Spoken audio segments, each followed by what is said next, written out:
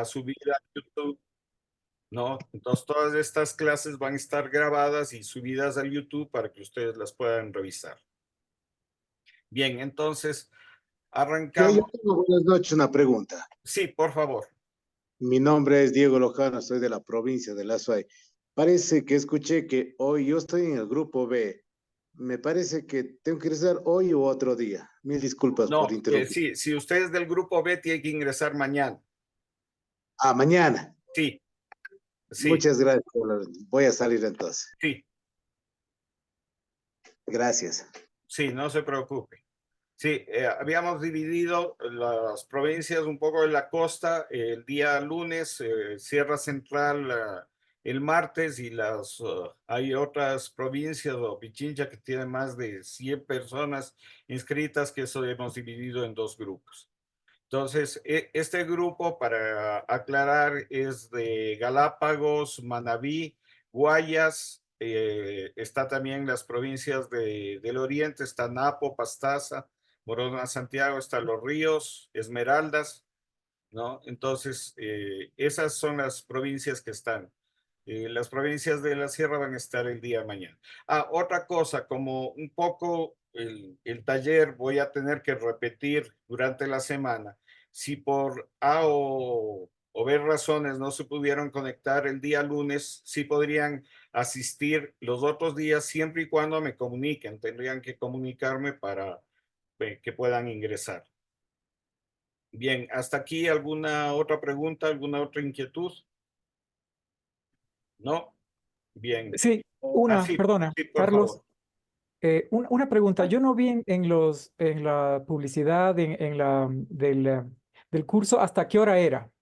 Son dos ¿Son dos horas horas? diarias, sí, son 2 horas diarias, o sea, hoy vamos de 6 a 8 de la noche. Sí, Perfecto, muy amable. bien. Andrea también creo que quiere preguntar algo. Ya, sí, buenas tardes. A mí me llegó, yo estoy de Quito, me llegó este link, pero es el único que me llegó. Entonces debería estar en otro grupo de otro día. Sí, si tú eres de Quito, debe estar el día miércoles, que es la provincia de Pichincha y otros. Entonces, es el día miércoles. Y me podrían enviar como algún ¿Perdón? correo Ya, sí, pidiendo, sí. o puedo quedarme el día de hoy. Ay, Sí, les pido un favor. Eh, las personas que, por ejemplo, quieran cambiarse o estén con alguna duda el día que les tocan, me pueden escribir ya sea al WhatsApp o al correo para, fuera del horario de clases, arreglar esa situación. Bien, ¿alguna otra pregunta, alguna otra inquietud antes de empezar? No, entonces arrancamos. Bien. Les, les quiero compartir un pequeño video de la historia de la fotografía.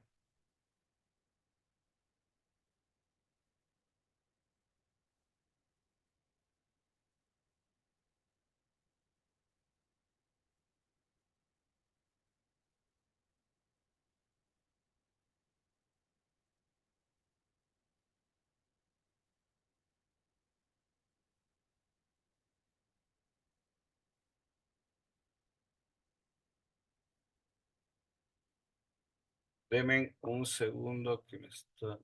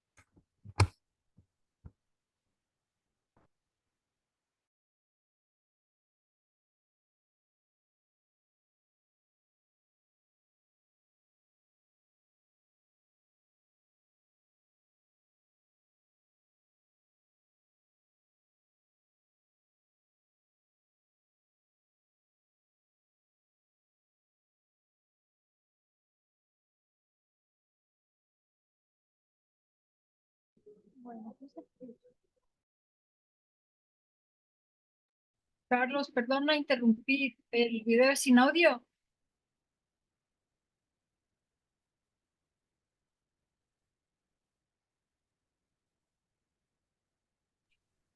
No se escucha el audio, denme un segundo, ya soluciono ese problema. Ya, gracias.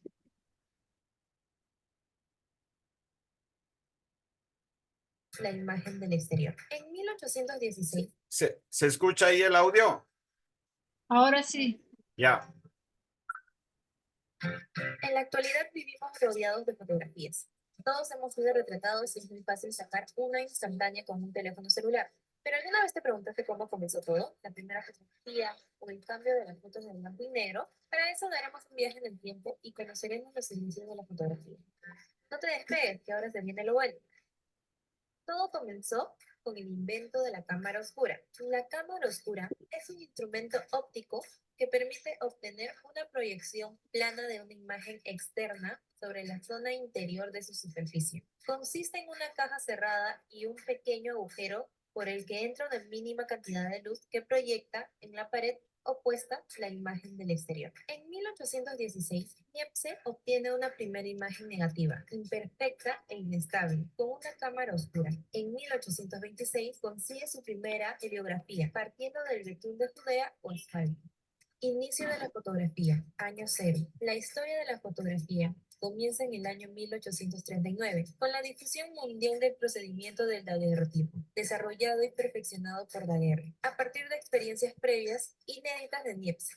El año cero es 1839, pero sus antecedentes arrancan con el descubrimiento de la cámara oscura y las investigaciones sobre el ennegrecimiento de las sales de plata. Ese mismo año, en 1839, se divulga mundialmente el procedimiento del daguerrotipo. El sistema consiste en la obtención de una imagen sobre una superficie de plata pulida. La imagen se revelaba con vapores de mercurio, apareciendo en la cara plateada de la placa que previamente se había sensibilizado con vapores de yodo. Pero era un procedimiento caro y el equipo pesado. Calotipo. En 1840, William Henry Fox desarrolla un sistema negativo positivo en otro procedimiento llamado calotipo. Consistía en obtener un negativo de papel que luego por contacto era positivado sobre otra hoja de papel. El papel se humedecía en una solución ácida de nitrato de plata, antes y después de la exposición y antes de ser fijado. Supuso el invento de la copia fotográfica, ya que un único negativo podía dar lugar a varios positivos. Colodión húmedo, 1851. El colodión se vierte líquido sobre las placas de vidrio en un tanque con nitrato de plata. Permite la obtención de imágenes negativas muy nítidas. Se llama colodión húmedo porque la placa ha de permanecer húmeda durante todo el procedimiento de toma y revelado de las imágenes. Lanzamiento de la cámara Kodak. En 1888, George Eastman lanza la cámara Kodak. Su gran éxito comercial fue la introducción en el mercado del carrete de película fotográfica, lo que provocó la progresiva sustitución de las placas de vidrio.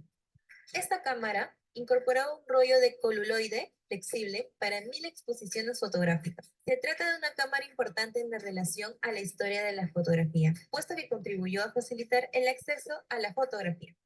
Fotografía a color. James Clerk Maxwell demostró su fotografía a color con la ayuda de Thomas Sutton, el inventor de la cámara reflex. El objeto a fotografiar era una cinta de tartán del escocés. Sutton realizó 3 disparos con filtro rojo, verde y azul, aunque existió un cuarto disparo con filtro amarillo que no fue usado. La imagen final tuvo una fuerte tendencia hacia el azul debido a las limitaciones técnicas. Las placas de Sutton apenas tenían sensibilidad al verde y ninguna sensibilidad al rojo. Cámara instantánea, 1948.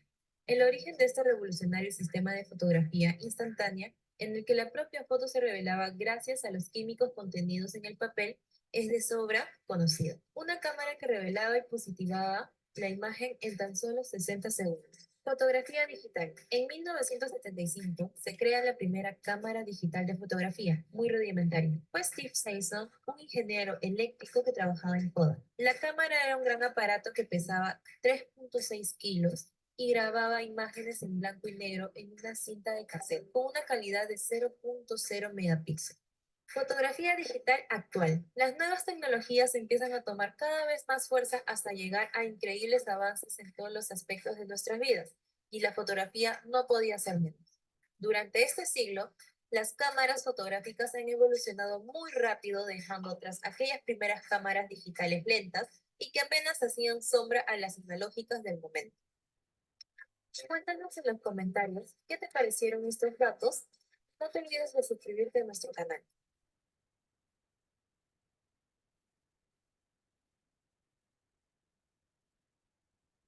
Bien, sí. ¿Alguien quiere decirnos algo? Jefferson, quede la mano levantada. Uy, sí, mil disculpas, se me levantó. Ah, disculpe, ya. Bien, un poco en la actualidad, todo el mundo es fotógrafo, todos somos fotógrafos. Todos tenemos nuestro celular con el cual tomamos fotos. Ya no necesitamos como las cámaras reflex o bueno, alguna gente que hace fotografía profesional sí tiene sus cámaras profesionales. Pero en la actualidad ya todo el mundo es fotógrafo, todo el mundo saca sus propias fotos o mucha gente con su celular inclusive ya hace hasta películas, ¿no? Entonces, un poco el desarrollo de este tema de la fotografía en la actualidad ha evolucionado tanto que todo el mundo tiene la posibilidad de hacer fotografía y de tomar una foto. Pero la pregunta es, ¿para qué tomamos fotos? ¿Para qué hacemos este trabajo, ¿no? De capturar estos momentos, sean familiares o sean de algo que nos llamó la atención, que nos gustó, ¿no? Entonces, eh, ¿para qué en la actualidad utilizamos la fotografía? ¿Quién quiere participar, por favor?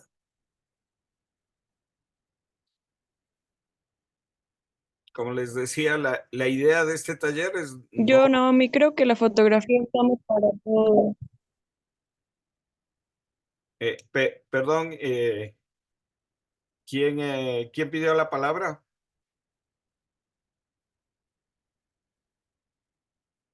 Andrea, ¿o quién pidió la? Tratemos de levantar eso la mano para ver. Vamos primero con Miguel, por favor. Hola Carlos, hola a todos, a todas. En realidad yo estoy empleando la fotografía para sustentar un trabajo de memoria que estoy haciendo, una investigación, un proyecto.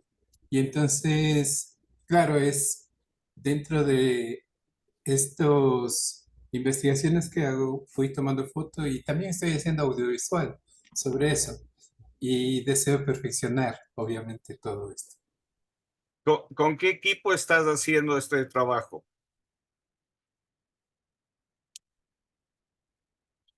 ¿O es con tu celular? ¿Tienes alguna cámara profesional o es con tu celular que estás haciendo estos registros? Miguel.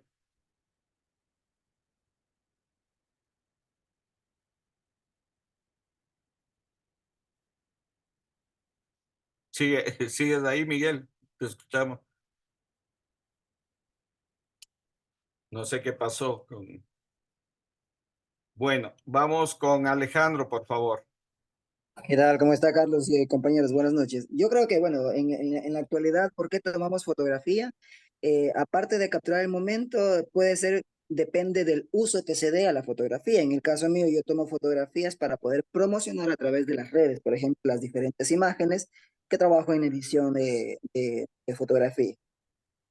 Ujú. ¿Con qué equipo trabajas o con el celular? Yo trabajo solo con el celular. Ya, correcto. Ujú. Bien. Adriana, por favor.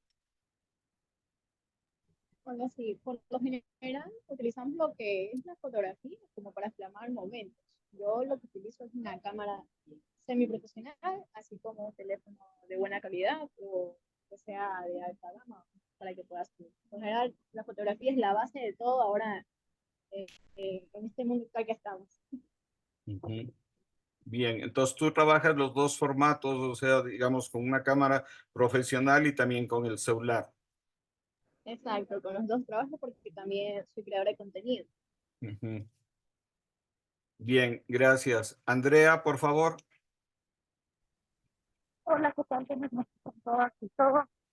En mi caso, yo soy comunicadora humanitaria, entonces yo trabajo fotografía y productos audiovisuales en general, por un lado para un tema comunicacional, obviamente, pero siempre tiene un enfoque de contar historias. Yo creo que es algo que uno se vincula también con la fotografía y la parte de comunicar, porque es una forma distinta de transmitir no solamente un mensaje con un fin comercial, sino también como con el fin de conectar con la audiencia. Bien, tu audio no se escuchó muy bien. Trata de mejorar, no sé qué problema tenemos. Antes de darle la palabra a Marcelo y a Jairo, creo que ya está con nosotros Mariuxi Alemán, la directora de la Cinemateca, que creo que nos quería dirigir unas palabras. Mariuxi, te escuchamos, por favor. Hola, todos y todas. Bienvenidos. Estamos muy contentos con Carlos y todo el equipo de la Cinemateca que hayan estado inscritos en este taller que va a ser muy provechoso. Ya Carlos les va a contar o les habrá contado que vamos a terminar con algo práctico, que la idea es que los conocimientos también se puedan poner en práctica en el día a día y en lo que hacen ustedes. Así que bienvenidos y bienvenidas y no les interrumpo más. También pedirles disculpas porque les habíamos comentado que iban a ser lunes y martes, pero debido a la gran acogida del taller vamos a tener que reformularlo como ya también les contó Carlitos. Así que nada, muchísimas gracias a todos y todas y aprovechen a Carlitos y todos los talleres y las clases. Bienvenidos. Gracias, Mariuxi. Bien, seguimos con Marcelo, por favor. Hola Carlos, hola con todos, buenas tardes. Sí, para mí la parte de la fotografía es algo bastante especial. Pienso que a la final la importancia sería en que queremos inmortalizarnos, ¿no? E inmortalizar un momento con una fotografía. Claro que ahorita se le ha ido como también dejando a un lado este tipo, ¿no? Porque a la final cuando escuchamos la historia de la fotografía tiene que ver bastante también con la alquimia, ¿no? Con la parte alquímica de cómo se le trataba, de cómo fue naciendo. Y pienso que eso sería como lo esencial de la parte de fotografía. Es lo que yo Ujú. Sí, sí, acabas de topar un tema fundamental de un poco de los orígenes de la fotografía, ¿no? Que es la latencia, que ya vamos a hablar, ese momento de espera. Antiguamente, cuando uno hacía fotografía en laboratorio, uno tomaba la foto y no veía como ahora con las cámaras digitales inmediatamente cuál es el contenido. Igual pasaba con el cine. Uno cuando filmaba, al menos acá en Ecuador, no sabía que si salió o no salió, si se veló el material y había que mandar a revelar el material, o muchos fotógrafos profesionales tenían su propio laboratorio. Ese momento de espera que muchas veces teníamos para ver el negativo ya positivado o el contacto para ver lo que habíamos tomado, es la latencia. Y muchas veces ese momento de espera, ¿no? De saber si el material que tomamos o la fotografía estará buena, o reinterpretar o rever la fotografía, esa latencia era muy importante porque eso nos da un proceso de reflexión que en la actualidad muchas veces no lo tenemos. En la actualidad vivimos un mundo tan bombardeado de imágenes, tan rápido, todo en la actualidad es imágenes, las redes sociales, toda la comunicación, todas las películas, todo es imágenes. ¿no? Pero es un bombardeo constante de imágenes que no tenemos ese momento de reflexión. Una de las cosas que en este taller también esperamos es que conversemos también sobre eso, ¿no? Sobre la importancia de reflexionar sobre las imágenes. No solo es capturar las imágenes, no es solo como en la actualidad muchas veces pasa con los jóvenes que se toman fotos, suben eh, al ay, se me fue el nombre, al Instagram, ¿no? Se sube al TikTok y todo eso, ¿no? Pero no tenemos ese momento de reflexión. Y otra cosa que creo que deberíamos valorarlo o reflexionar es qué pasa también con todo ese cúmulo de imágenes, ¿no? Porque en la actualidad tenemos miles de imágenes, nosotros mismos, creo que los que nos dedicamos al cine, la fotografía, tenemos un archivo inmenso que ya muchas veces no sabemos dónde tenerlo. Entonces, sobre todo eso vamos a reflexionar. Vamos con Jairo, por favor. Jairo, te escuchamos.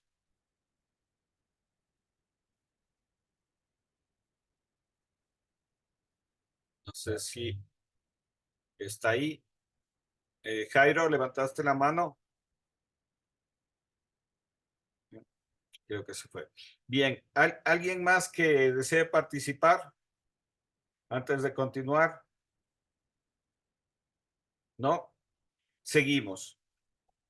Entonces, es importante esto que les decía, la fotografía o todas las imágenes que en la actualidad capturamos, va a llegar un momento como lo que nos pasa cuando vemos toda esta historia en la fotografía, ¿no? Que ya lo vemos como algo antiguo.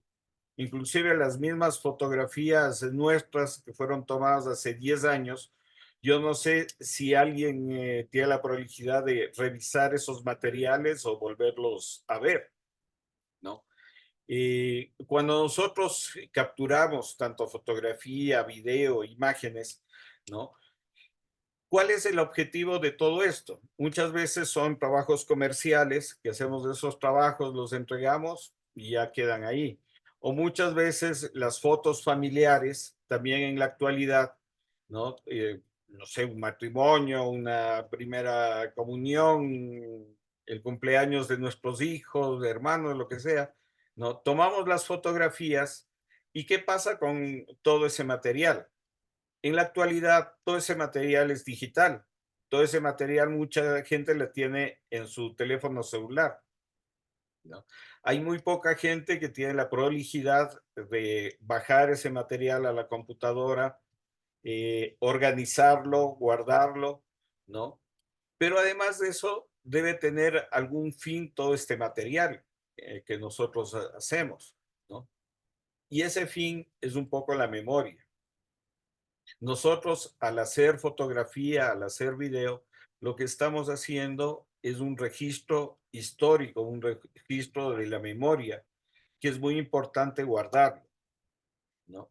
Nosotros en la Cinemateca Nacional guardamos imágenes en cine desde 1930, perdón, la más antigua que tenemos es de 1924 cuando se hizo el centenario de de la batalla de Pichincha. Esa es la filmación más antigua que conservamos en la Cinemateca Nacional.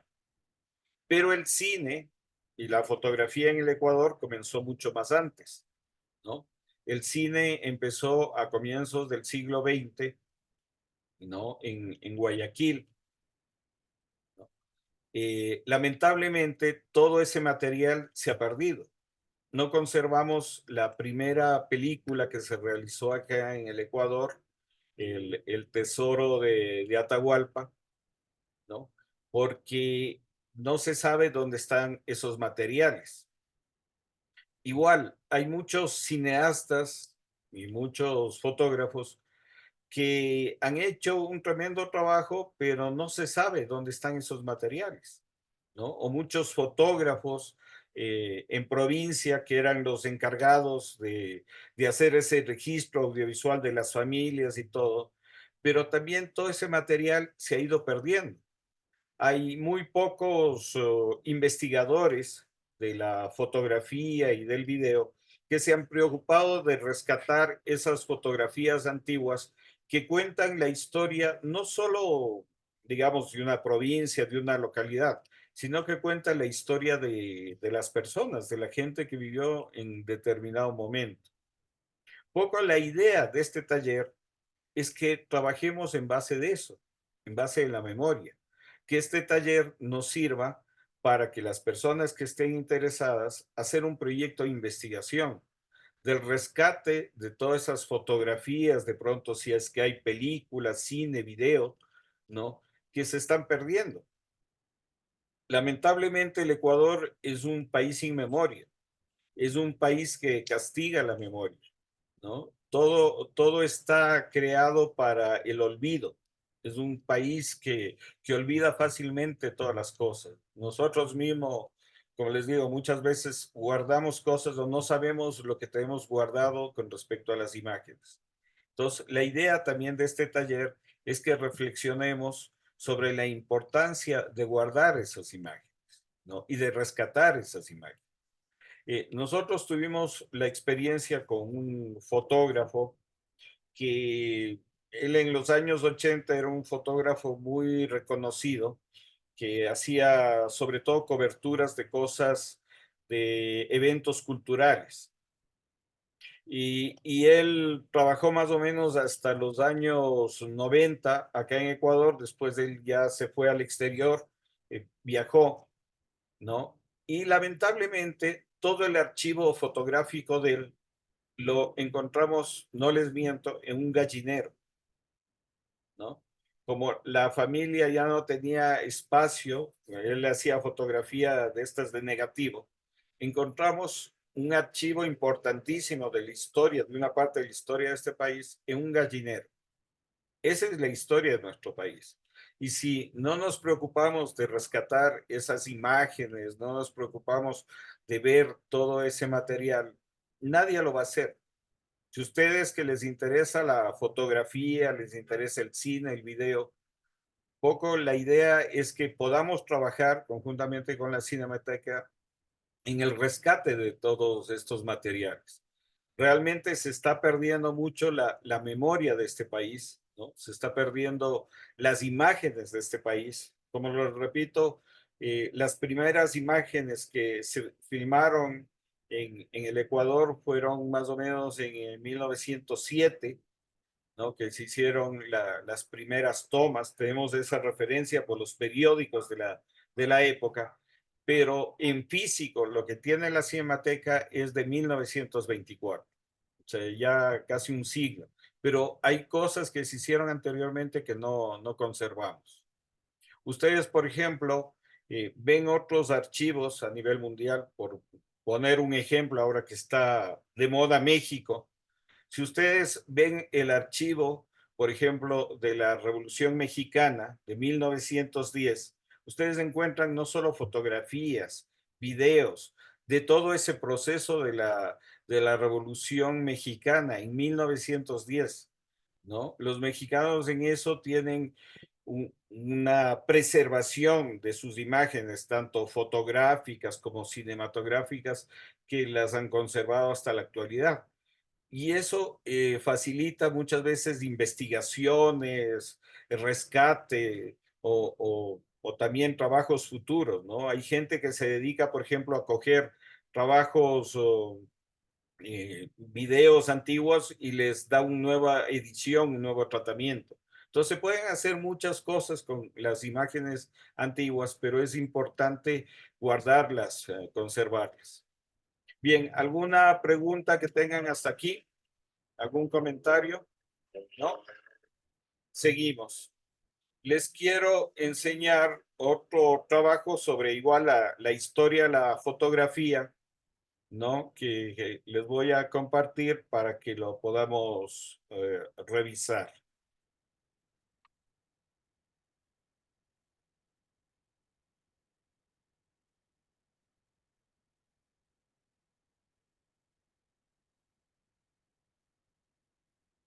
¿Qué onda, amigos? Hoy os vengo a contar la historia de la fotografía.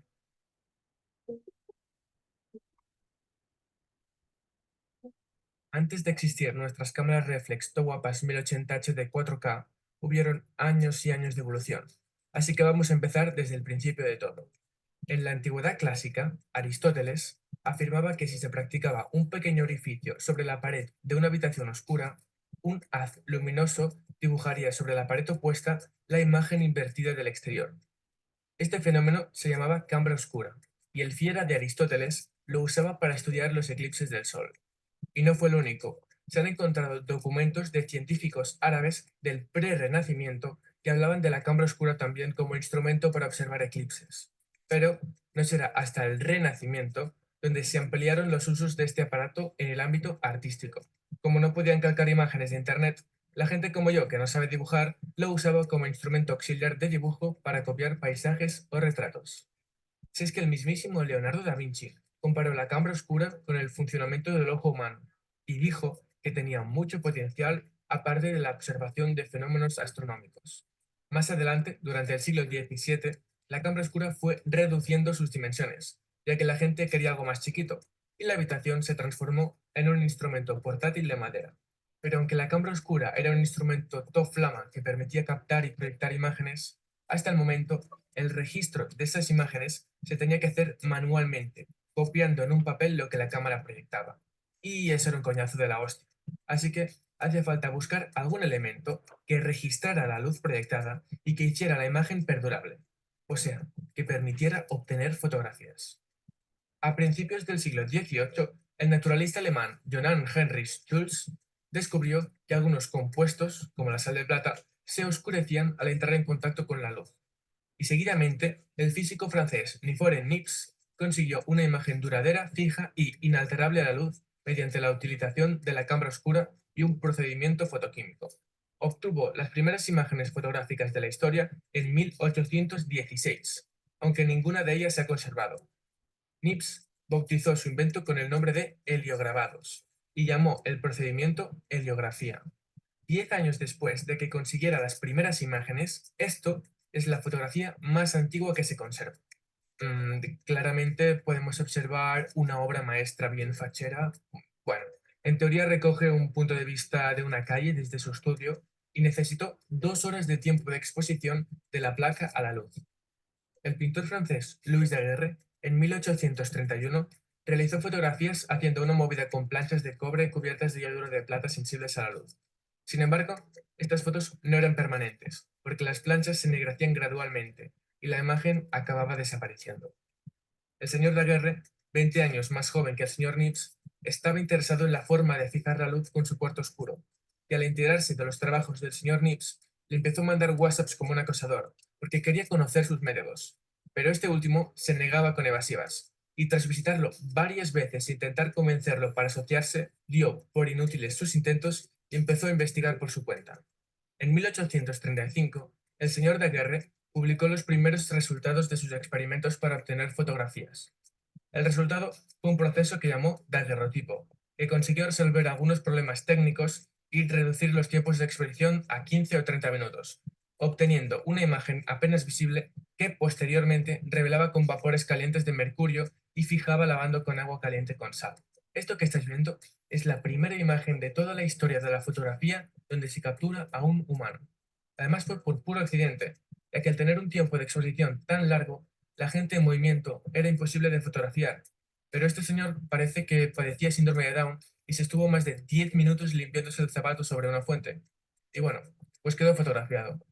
Daguerre se convirtió en una eminencia reconocida y premiada, jódete Niels, y inmediatamente empezó a fabricar material fotográfico y hacer demostraciones en público. Rápidamente se popularizó el retrato fotográfico, mucho más económico y rápido de ejecutar que el tradicional retrato pictórico, así que la creciente demanda forzó, en cierto modo, la aparición de los estudios fotográficos. Eso es el mercado, amigo. O sea, en 1837 empezó el desarrollo de la imagen sobre papel, cuando el señor Talbotto acabó un procedimiento fotográfico llamado calotipo, que consistía en utilizar papel negativo, a partir del cual se podían reproducir un número ilimitado de copias. Requería exposiciones de unos 30 segundos para obtener una imagen adecuada en el negativo. La cámara siguió evolucionando y apareció el collodion húmedo, que permitía realizar copias de la impresión.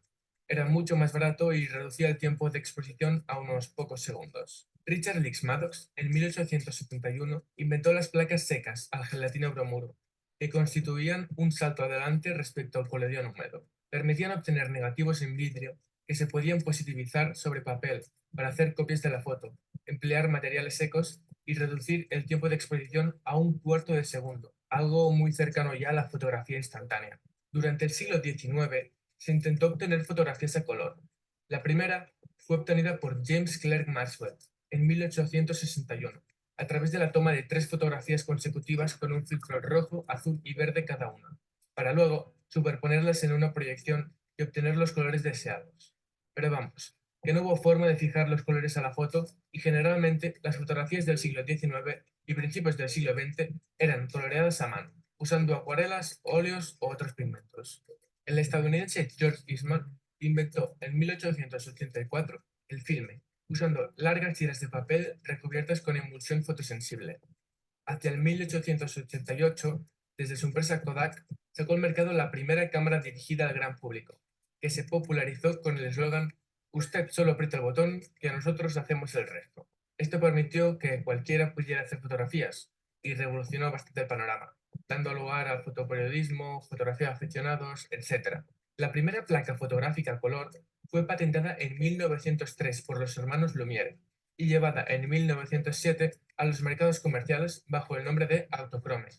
El inventor y fotógrafo alemán Oskar Barnard en 1920 introdujo al mercado la cámara Leica, que empleaba un nuevo formato de película, el 35 mm, que revolucionó la industria fílmica. El flash se empezó a usar a principios del siglo XX y consistía en una mezcla de polvos finos de magnesio que se encendían con un detonador, produciendo una pequeña explosión que iluminaba los alrededores. Pero se dejó de utilizar, ya que literalmente era una puta nube de gases tóxicos. Y por esta razón, en 1930 se inventó la lámpara flash o flash de bombilla, que empleaba electricidad para generar la descarga de luz. En el 38 salió al mercado la Polaroid, naciendo así la cámara instantánea, y ya en los 70 apareció la fotografía digital, sacando provecho de las tecnologías de la revolución informática de finales del siglo XX. Esto permitió, entre otras cosas, la supresión del rollo fotográfico y de toda forma de revelado químico, guardando las imágenes directamente en formato electrónico o computarizado, tener la posibilidad de previsualizar la foto y decidir si conservarla o tomarla de nuevo, además de la ayuda electrónica como el autofoco, la corrección de ojos rojos, etc. Así que, la próxima vez que te hagas un puto selfie con tu móvil, piensa en toda esta mierda que te acabo de contar y valora un poco más haber nacido en la era digital. Venga, un saludo. Chao.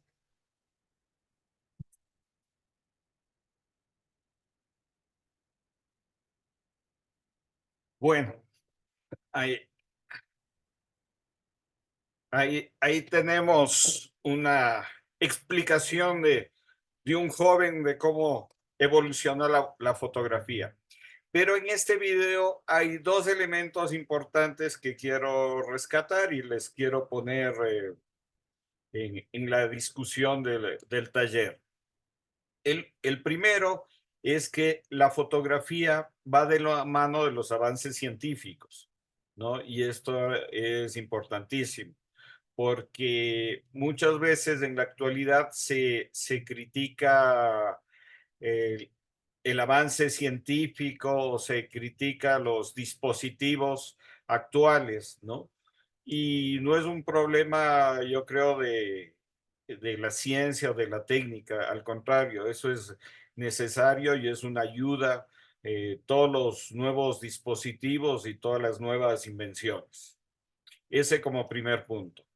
Y segundo, que toda esta evolución, tanto de la fotografía como del cine, están vinculados también a la parte comercial, ¿no? Entonces, estas 2 cosas un poco han permitido esa evolución de la fotografía y del cine, ¿no? En la actualidad, por ejemplo, ya el cine como tal en las salas de cine no es tanto un rédito. Hay estadísticas de que las salas de cine ganan más de la venta de comida que de las propias entradas al cine. ¿no? O sea, el negocio del cine, de las salas de cine en la actualidad, es más la venta de comida que la propia película, la propia entrada para la película. Y tenemos ahora las plataformas digitales, Netflix,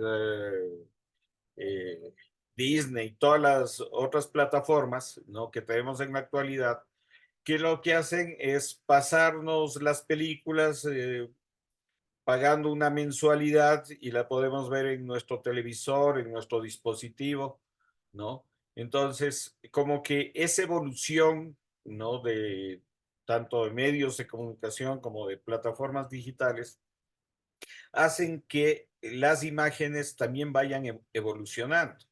Pero la pregunta es, ¿para qué van evolucionando o para qué nosotros es importante reflexionar esa evolución de las imágenes? Entonces, les planteo estos dos temas en este momento de discusión, tanto de la evolución de la fotografía vinculado al avance científico, como también toda esta evolución vinculada al comercio, ¿no? Es algo que mencionaba en este video que acabamos de ver, es que la fotografía se volvió un comercio cuando tenía la posibilidad de sacar copias. Entonces ya no es como un cuadro, ¿no? El pintor pintaba un cuadro y le entregaba a la persona, pero con la fotografía ya se dio la posibilidad de tomar esa fotografía y reproducirle ya un poco más industrialmente, ¿no? Y esto posibilitó también su desarrollo, ¿no? Y el interés de tanto de los fabricantes como de los industriales y estos avances científicos para que vaya evolucionando. No sé si alguien quiere participar, tenga algún comentario, alguna pregunta sobre esto. Si están ahí. Vamos con José Luis, por favor. ¿Cómo están? Muy buenas noches. A lo que comentaban, me hace mucho referencia a Walter Benjamin en esto de el aura de la fotografía, o el aura de, sí, y cómo en la evolución histórica y técnica del aparato fotográfico, el intervalo es el que se pierde, el intervalo en el que se captura justamente el instante fotográfico y en el que en un intervalo más grande, como pasaba en el pasado, en cierta forma se podía capturar un cierto devenir, cierta realidad que ocurría en ese momento. Ese comentario, gracias. Gracias también. ¿Alguien más tiene algún otro comentario o alguna otra pregunta? Sí, te escuchamos, por favor.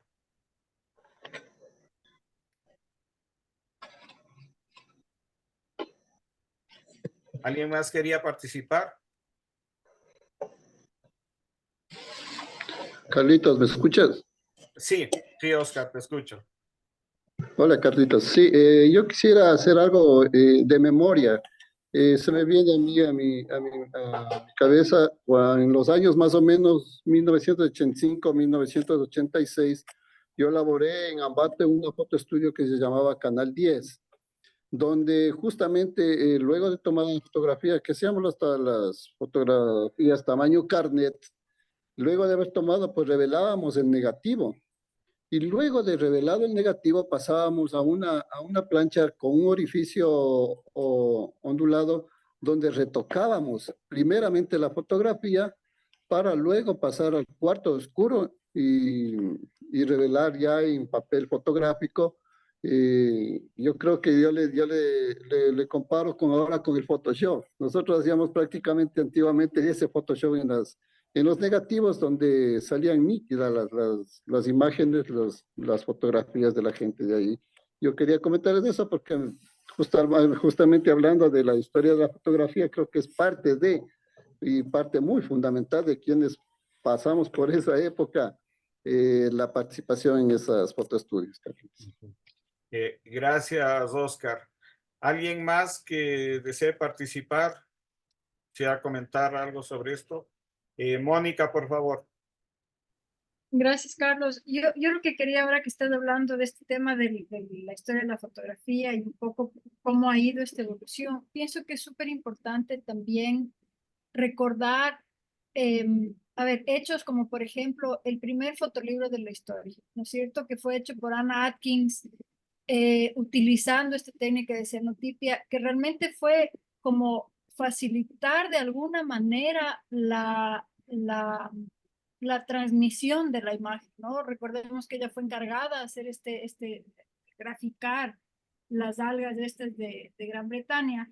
Y claro, como ella era ilustradora, ilustrar todo eso le iba a tomar una eternidad. Entonces, si bien el avance científico y si vamos viendo el avance tecnológico que tenemos ahora, ¿no es cierto? Ya viene la revolución industrial, luego viene la revolución tecnológica.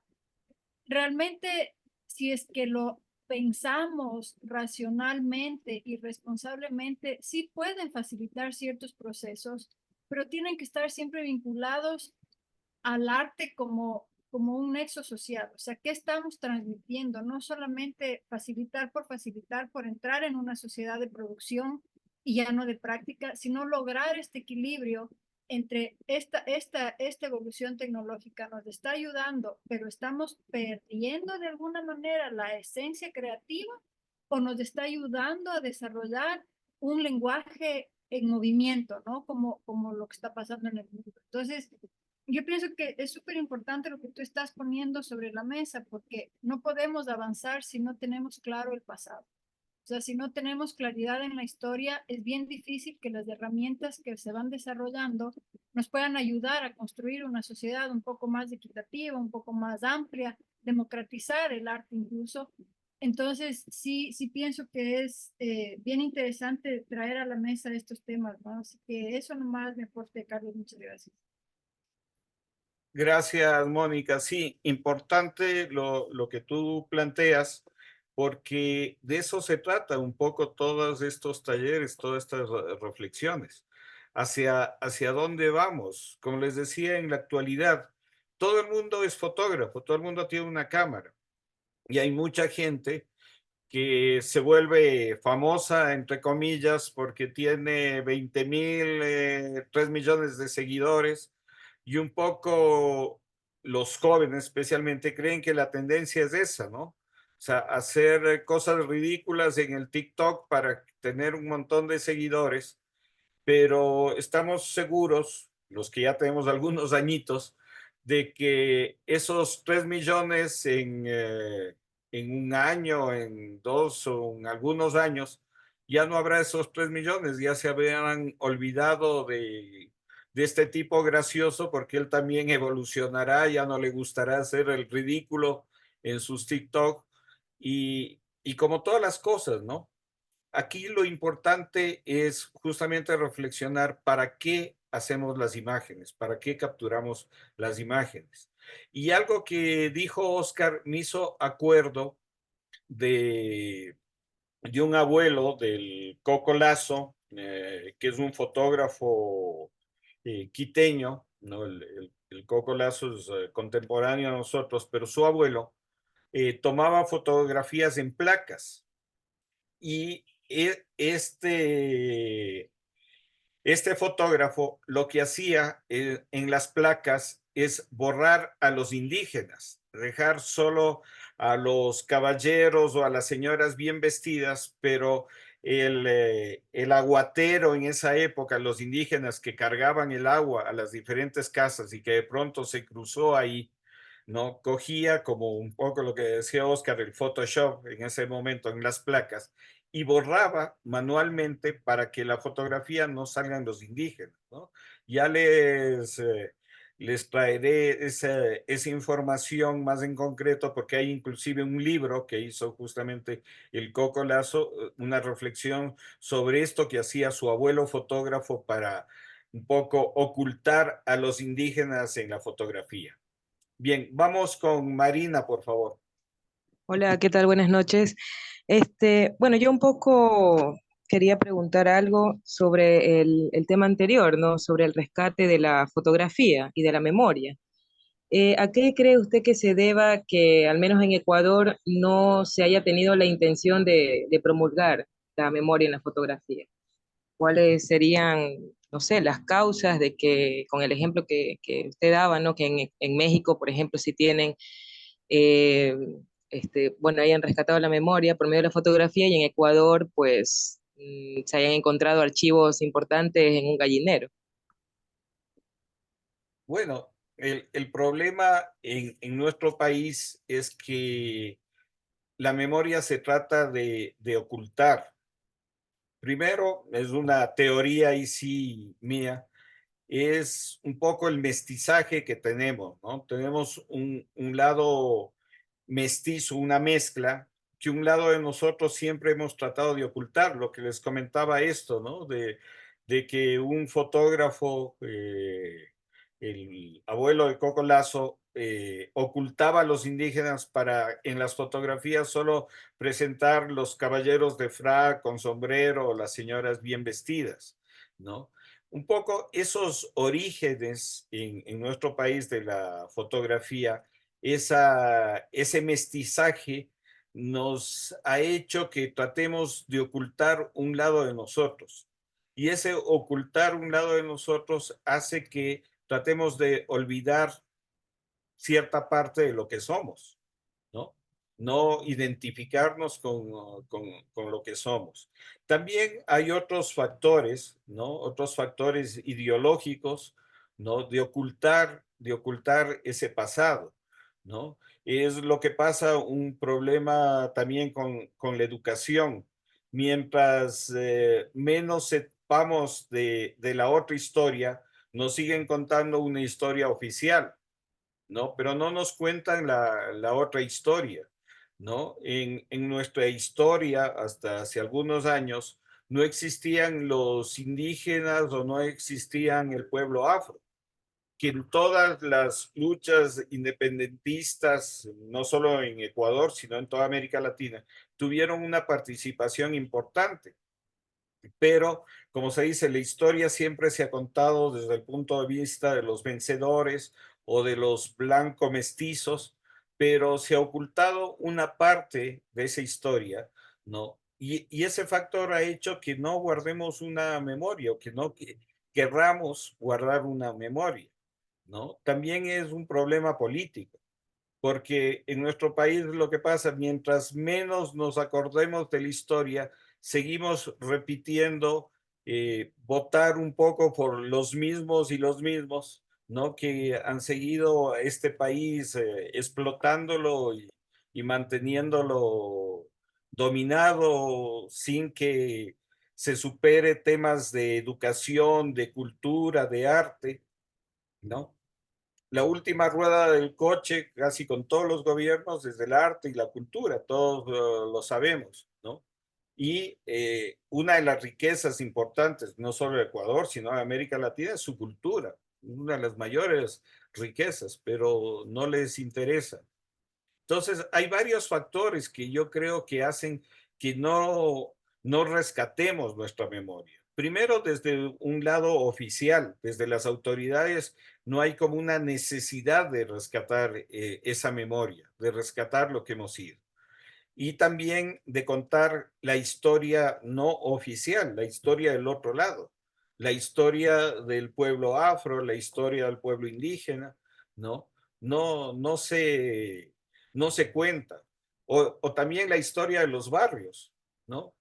Hay muchas cosas, muchos factores de cómo los barrios en las diferentes ciudades han ido evolucionando, pero nadie cuenta la historia de los barrios, cuentan la historia así de la parte histórica, antigua, pero de la parte moderna o de lo que ha ido evolucionando, no lo contamos o no nos interesa contarlo, ¿no? Entonces, como digo, hay varios factores que han hecho de que no se guarde esa memoria, ¿no? Recientemente, inclusive acá en el Ecuador, eh, la Corte Constitucional determinó de que se conserve el Museo de la Memoria, que el Ministerio de Cultura de este país tenía que desarrollar el Museo de la Memoria de este país, ¿no? De todo lo que ha pasado. Y vayan a ver si es que tenemos un Museo de la Memoria aquí en el Ecuador. Hasta ahí les dejo porque ya me fui del tema central de nuestro taller, pero sí es importante también reflexionar sobre eso, ¿no? ¿Por qué no tenemos memoria? ¿Por qué no les interesa que tengamos memoria? Bien, ¿alguien más que quisiera hacer algún comentario o alguna participación sobre esto que vimos de la fotografía? Alejandro, por favor. Sí, solo para complementar que dice el dicho que el que no conoce su historia está condenado a volverla a repetir, y por esa razón es que a veces los gobiernos de turno le han restado importancia al arte y más que todo a la memoria histórica o al patrimonio, y por eso es que a veces los ecuatorianos no conocemos muchas cosas que se han perdido, como tú lo dijiste a la introducción de esto. Eso nomás quería argumentar. Bien, gracias, Alejandro. Bien, ¿alguna otra pregunta, algún otro comentario que tengan? ¿No? Seguimos. Si es que, bueno, como no están conectados directamente, lo que sí les voy a pedir es que después de un momento prendan sus cámaras para hacer un registro, porque esto es importante por la cuestión de los certificados que me piden, ¿no? Que un momento determinado prendamos todo el mundo sus cámaras para tomar una instantánea y en vez de la escuelita antigua tomarles lista, ahí queda el registro, ¿no? Fotográfico de la participación. Ya. Otro tema que creo que es importante tratar es la vinculación. Alejandro, ¿quería decir algo más? No. Ah, ya. Otra cosa importante, creo que tenemos que considerar es que el arte, el cine, es considerado un arte, ¿no? Es considerado un arte. La fotografía siempre ha sido también un arte, ¿no? Hay igual fotografía comercial, publicitaria, pero también hay una fotografía artística que ha sido muy importante, que inclusive se le ha comparado con la pintura, ¿no? Muchos de los fotógrafos que comenzaron a desarrollar en el siglo XX sí tenían bastante influencia de la pintura, ¿no? El mismo Daguerre era pintor, ¿no? El que desarrolló el daguerrotipo. Entonces siempre ha estado vinculado también la fotografía con ese lado artístico, ¿no? Y quiero presentarles igual un trabajo en donde hay una discusión o un planteamiento si la fotografía es arte o no. Entonces, veamos este video y seguimos conversando, por favor.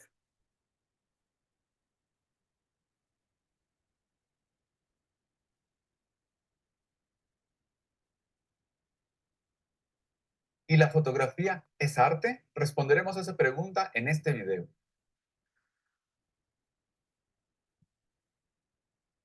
Mi nombre es Óscar Colorado, soy catedrático de fotografía avanzada en la Universidad Panamericana de la Ciudad de México. Y bueno, sí, todavía hoy surge la pregunta, ¿la fotografía es arte o no es arte?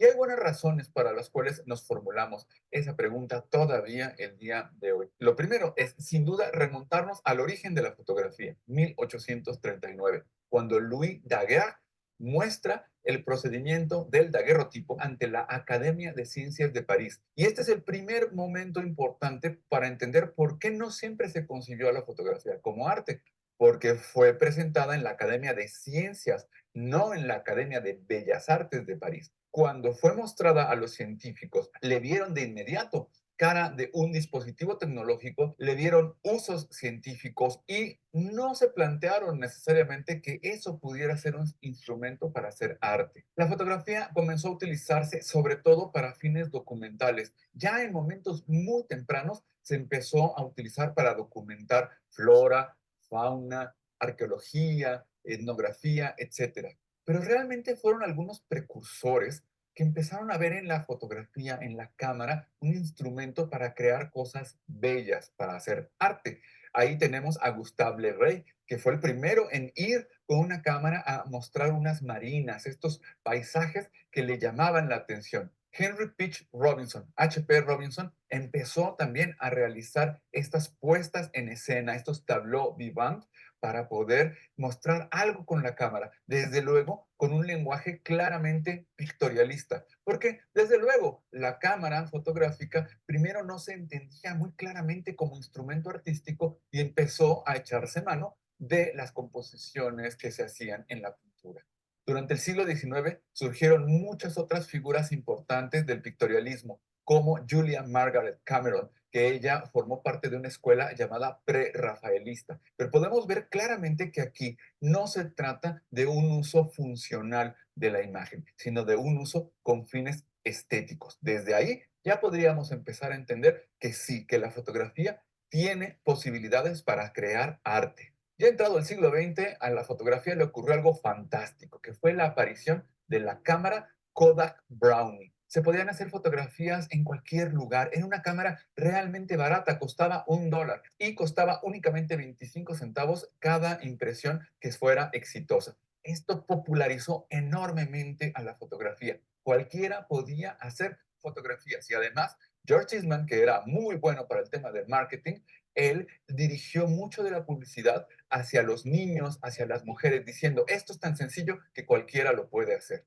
Desde luego eran otros tiempos donde no se valoraba la capacidad intelectual de las mujeres o de los niños, pero ya no hacía falta un fotógrafo profesional para poder recoger estas imágenes. Y ahí es donde empieza también un debate grande. ¿La fotografía es arte o no es arte? La fotografía del álbum familiar, la de las vacaciones, esta fotografía doméstica, ¿vale o no vale? Bueno, ese es un dilema que todavía hoy persiste en el Instagram, pero eso lo vamos a platicar un poquito más adelante en el video. Por lo pronto, un gran momento de la fotografía fue hacia 1915 cuando Paul Brandt habla de la fotografía directa, habla de que la fotografía no tiene nada que tomarle prestado a la pintura, que la fotografía tiene su propia gramática. Y eso fue importantísimo, porque a partir de entonces la fotografía empieza a transformarse en un medio autónomo. Y un momento clave en el que florece la fotografía artística es en el periodo de entreguerras. Entre la Primera Guerra Mundial y la Segunda Guerra Mundial, la fotografía, en particular en Europa, en París,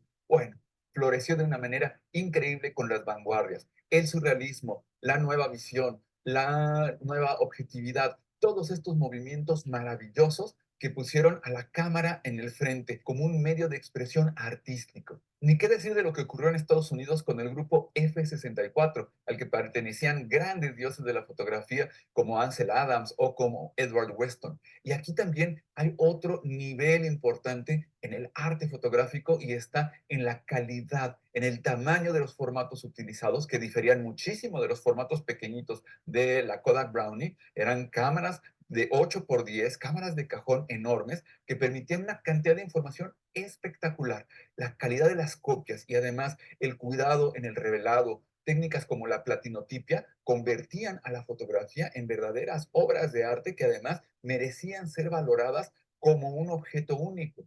Después de la Segunda Guerra Mundial, la fotografía artística tiene un cambio de dirección porque surge de una manera muy importante el documentalismo, por ejemplo, del humanismo francés. En 1960 se da un auge tremendo del arte conceptual, de los performances, de las instalaciones, y ahí la fotografía empieza a asomar de nuevo la cabeza. Pero es hasta mediados de la década de los 70 cuando la fotografía retoma este carácter artístico a partir del trabajo de William Eggleston. Él no se concebía a sí mismo como un documentador, se concebía como un artista. Además, había creado una corriente nueva, porque durante muchos años se había pensado que la fotografía artística, la fotografía seria, buena, era la fotografía en blanco y negro. Y que la fotografía a color era como de segunda división, mucho para el álbum familiar, mucho para la publicidad, entre otras cosas porque la calidad de las emociones fotográficas no se consideraba todavía bien acabada, no se acababa de entender como algo suficiente para hacer arte. Pero William Eggleston decide hacer fotografías con intenciones artísticas a color. Fue súper criticado y es que nos estábamos enfrentando a un nuevo momento en el arte, en el postmodernismo. De ahí surgieron figuras enormes como Cindy Sherman, como Nan Goldin, y la fotografía como arte en el momento contemporáneo se encuentra en un estado de florecimiento total, desde escenas espectaculares como las que hace Gregory Crewdson o todo el trabajo magnífico de la escuela de Düsseldorf, Candida Hofer, Andreas Gursky, Thomas Roth. Nos enfrentamos a una diversidad enorme de fotografía. Y claro, nunca se había hecho tanta fotografía como la que se está haciendo hoy en día y que se sube a los medios sociales, a Facebook, a Instagram, a cualquier cantidad de redes. Y toda esta fotografía que se hace en Instagram es arte. Claro, la fotografía siempre ha tenido un carácter funcional, siempre ha podido registrar el mundo y además siempre ha podido documentar lo que está alrededor. Sin embargo, también hay una función que es fundamental para la cámara y es entender que es un instrumento que puede ayudar a expresar, que puede ayudarnos a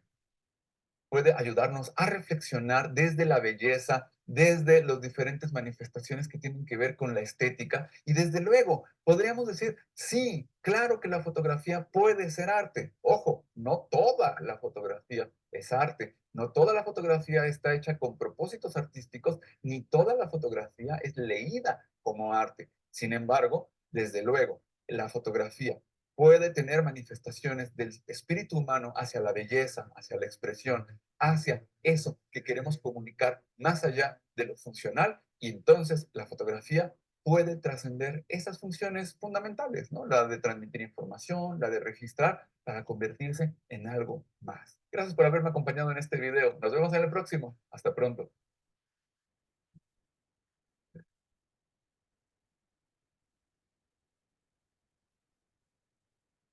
Bien, y aquí otro tema importante, no solo, eh, no solo la reflexión de la fotografía como arte, sino una reflexión que tiene que ser tomada en cuenta también con respecto al arte en general, no solo en Ecuador, sino que creo que en todos los países latinoamericanos. Siempre con respecto al arte tenemos una visión eurocentrista, o sea, siempre los que hacen arte son los otros, ¿no? Y también nosotros tenemos un gran desconocimiento de, por ejemplo, los fotógrafos que han hecho arte en nuestros diferentes países. Por poner un ejemplo, no sé si ustedes conocen la obra de Cifuentes, ¿no? Un fotógrafo extraordinario ecuatoriano, ¿no? Que uno de sus hijos sigue la tradición, ¿no? De esa fotografía. O la fotografía de Storaro en Brasil, ¿no? Entonces, hay yo creo una tarea pendiente entre todos nosotros que nos interesa el arte, la cultura, de ir descubriendo también no solo este arte mundial que es importantísimo, ¿no? Yo no, en ningún momento digo que no debemos conocer, por supuesto que debemos conocer todo el arte que se ha hecho a nivel mundial, eso nos ayuda muchísimo, pero también es importante que comencemos a investigar, que comencemos a ver todo lo que se ha hecho en nuestros países, ¿no? Fotógrafos importantísimos que hay que rescatarlos, porque también es de eso, ¿no? Se ha escrito muchas veces sobre los grandes fotógrafos de cada uno de nuestros países. Entonces, aquí planteo, igual abro un poco el micrófono para su participación, para que hagamos es una reflexión de qué fotógrafos importantes en cada uno de nuestros países, en cada una de nuestras provincias, conocemos que hayan desarrollado no solo un trabajo artístico como fotógrafos, pero también un trabajo importante como documentalistas o como las personas que pudieron guardar la memoria, ¿no? En un determinado momento. Bien, vamos con Guillermo, por favor. Hola, hola nuevamente.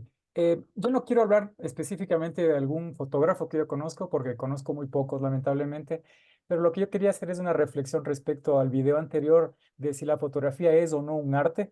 En mi modesta opinión, es un arte y es maravilloso porque no deja de sorprendernos a diario. Incluso podríamos encontrar fotos maravillosas en redes sociales que no son muy serias en algunos sentidos, pero el hecho de que una fotografía nos muestre algo más que lo evidente, como las fotos que veíamos del video de unos autos, por ejemplo, o de una gasolinera, el hecho de que nos muestre algo, no lo evidente, que nos haga ir un poco más allá, que nos haga sentir algo respecto a esa imagen, es absolutamente un arte. Produce lo mismo que una pintura maravillosa, que uno se queda, digamos, pasmado de lo que ve. Una fotografía nos puede transmitir algo de esa forma. Entonces, y yo lo noto como un arte maravilloso, que es algo muy sencillo, un solo rostro, por ejemplo.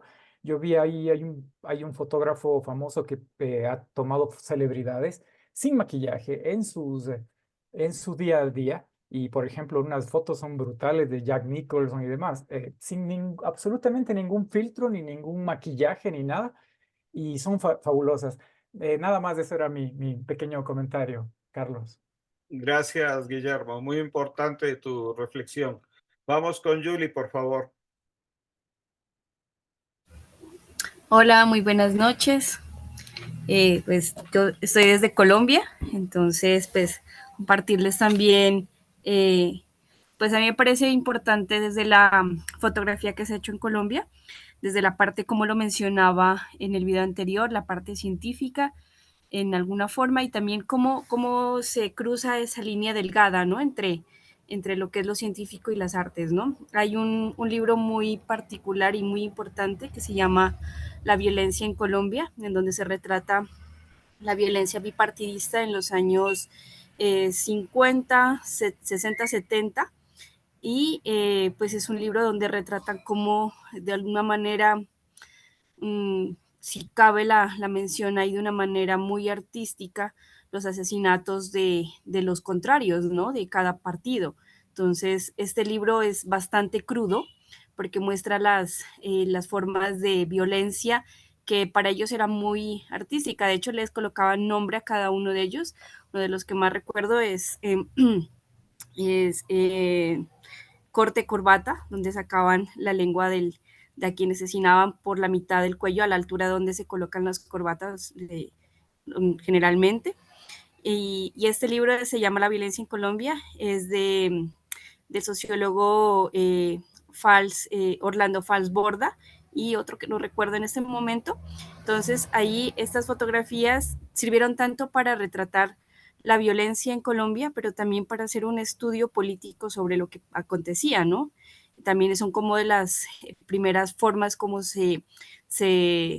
pues se vislumbra, ¿no? Esto y como decía un amigo mío cuando yo realicé un trabajo sobre cómo se retrata la violencia en Colombia a través de la cámara, tanto de video como de fotografía, es que todos quedamos como esos espectadores que están observando un reality, que estamos como, nos faltan como las crispetas o el canguil para mirar esto, ¿no? Y entonces ese libro ha sido de esta manera también como un espacio para retratar eso, ¿no? Dentro de los fotógrafos también que me parece ya un poco más contemporáneo, también que retrata esta parte entre lo que es la parte arte y científica, es Jesús Abad, perdón, donde también retrata la violencia. Él va por los lugares de desplazamiento y entonces a partir de eso se vuelve un documento que, si bien es científico desde la sociología, también retrata la política, también se ha convertido en evidencia, pero también como al exponerla en museos, en centros de memoria o en algún lugar de exposición, como rompe también con eso, ¿no? Y esa idea de sentir, la idea de expresar, entonces es una estética que a veces es muy cruda, pero también muy emotiva, que nos lleva a repensarnos también cómo hacemos, ¿no? Y pues sin dejar atrás también finalmente una fotógrafa colombiana que se llama María Elvira Escayón, ella es psicóloga y artista plástica, también retrata como estos lugares en donde no hay acceso, ¿no? Entonces, por ejemplo, hace como unas intervenciones sobre todo la parte de fauna, cómo se va depredando pues como estos lugares. Entonces ella hace como unas intervenciones bastante particulares entre estos árboles que son nativos y cómo empiezan como a tomar formas de sillas isabelinas. Entonces siempre, a mí me ha parecido muy importante es eso, ¿no? Cómo se, se diluye esa línea tan delgada entre lo que es el arte y desde lo estético, desde el sentido, desde lo perceptivo y lo que es científico que se vuelve evidencia, ¿no? Entonces, para mí es muy importante, yo soy pues candidata a magíster en antropología visual en Flaxo y eso fue las cosas que más me atrajo, ¿no? Esa poder ir diluyendo esa línea, ¿no? Gracias. Gracias, Julie. Una cosa importante, cierto, que me había olvidado comentarles a este grupo, es que tenemos participantes de otros países latinoamericanos, de Argentina, de Colombia, de Perú, de Bolivia, y me pareció súper interesante que haya esta participación en este taller de la Casa de la Cultura que estaba dirigido a los núcleos provinciales. Yo creo que esta parte enriquece mucho este taller y creo que nos alimentamos entre todos. Creo que Paco tenías levantado la mano. ¿Quieres hablar, por favor? Sí, muchas gracias, buenas noches. Saludos desde las Islas Galápagos. Precisamente, bueno, la bajé un poco porque como que no tenía mucho que aportar, más que saludar, congratularme del taller, felicitar porque lo hayan realizado. Eh, Lamentablemente la fotografía, como todo arte, todo en la actualidad, con tal sobrepoblación mundial, todos tenemos algo de artistas en nosotros, ¿no? Y pintamos, tocamos música o fotografiamos. Pero lamentablemente la fotografía se está perdiendo porque tanta gente la practica. Todos tenemos al alcance de una cámara de gran calidad en nuestros teléfonos, pero no podemos compartir mucho, no tenemos escenarios donde compartir nuestras imágenes y que puedan quedar para la posteridad como quedaban anteriormente, donde tenemos nombres de fotógrafos que publicaron una foto específica. Entonces, yo creo que podría ser un llamado a los núcleos de la Casa de la Cultura en cada una de las provincias, como para estimular a los aficionados a exponer sus tomas, su arte. No sé, al final, si no fuera físicamente, como se hacía antes con el revelado y digitalmente, algún tipo de exposición digital de lo que hacemos, de lo que cada uno hace para que otros puedan comparar. Tenemos vivo en unas islas donde tenemos unos escenarios tan bonitos y muchas veces se quedan guardados en la memoria personal. No volvemos a ver las imágenes. Muchas gracias por la oportunidad. Gracias, Paco. Acabas de topar un punto importantísimo, porque un poco la idea de este taller no es que se quede solo en una parte teórica, ¿no? Una parte solo de reflexión. La idea, como se había planteado, es también desarrollar una etapa de investigación. Y tú acabas de topar un tema importantísimo, que es la difusión, ¿no? Entonces, yo creo que es importante que comencemos también a pensar en espacios de difusión de estos trabajos, de crear redes de difusión, ¿no? Una de mis críticas a la Casa de la Cultura, yo ya llevo años y la gente que me conoce, es que no tenemos contacto entre nosotros. Somos un país tan rico, tan diverso, y cada uno vive como en su isla, ¿sí? Viviendo en un país tan chiquito como el nuestro, cada uno vive en su isla o cada provincia o cada ciudad es una isla aparte. Yo creo que sí debemos reflexionar también en las ventajas que nos dan ahora los medios de comunicación, las redes, todo eso. Debemos aprovechar en nuestro favor y romper esas barreras de aislamiento que hemos tenido. Disculpen, tenían dos personas, creo que era Ariana, levantada la mano. Te escuchamos, por favor. Hola, ¿qué tal a todos? Bueno, retomando un poco con lo que usted planteaba sobre fotógrafos que conozcamos, ecuatorianos que han hecho, digamos, de alguna manera el labor de mantener la memoria. Bueno, a mí se me vino alguien a la mente que no es exactamente un ecuatoriano, pero se quedó enamorado de Ecuador, que es justamente el sueco Rolf Brummer, no sé si lo estoy pronunciando bien. Él creo que hizo una labor bastante importante porque gracias a él tenemos material como documentales de, al menos de acá, de lo que es la parte de Manabí, de Jaramijó, pescadores, hay muchísimo material de él. Entonces yo creo que sí estaría bueno pegarle una ojeada. Incluso creo que hay una película sobre la historia de él. No sé si aún la Cinemateca la tenga, creo que si no me equivoco es El secreto de la luz, creo que se llama así. Sí, sí, sí.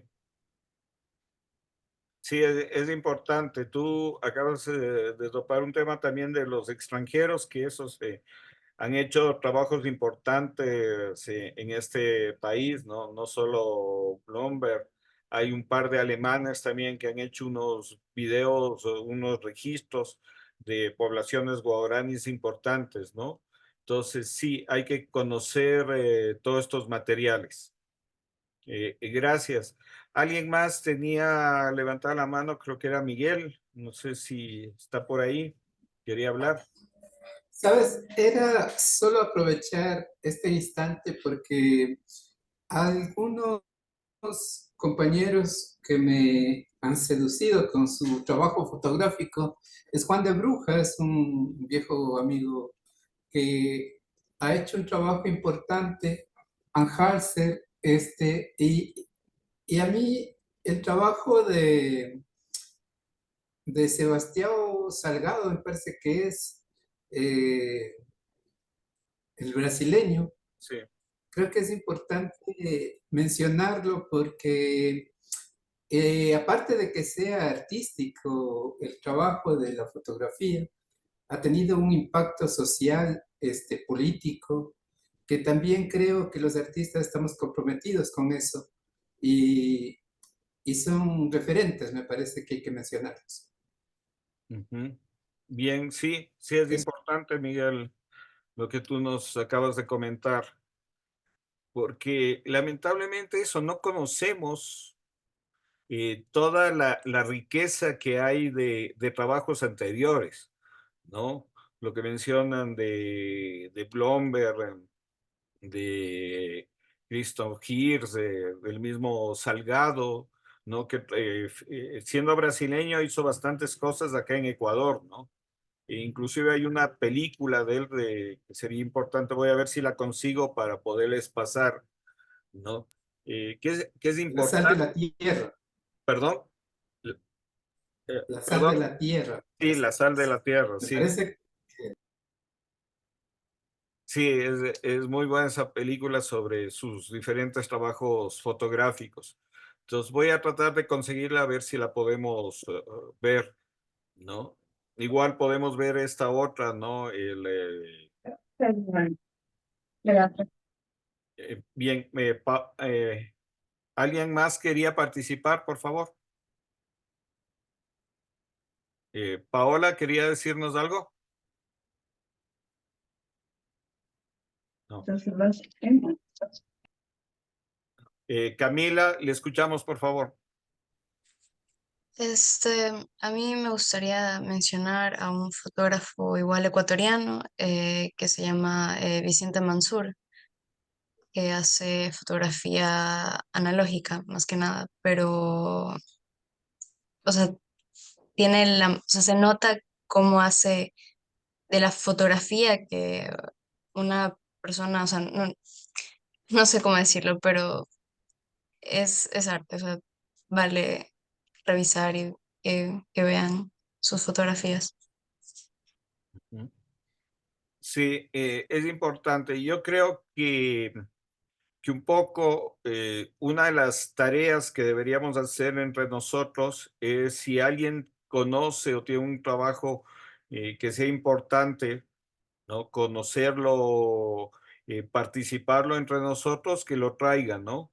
Vemos si lo podemos presentar en este horario de clases o fuera de ella, pero sería importante ver, revisar esos materiales.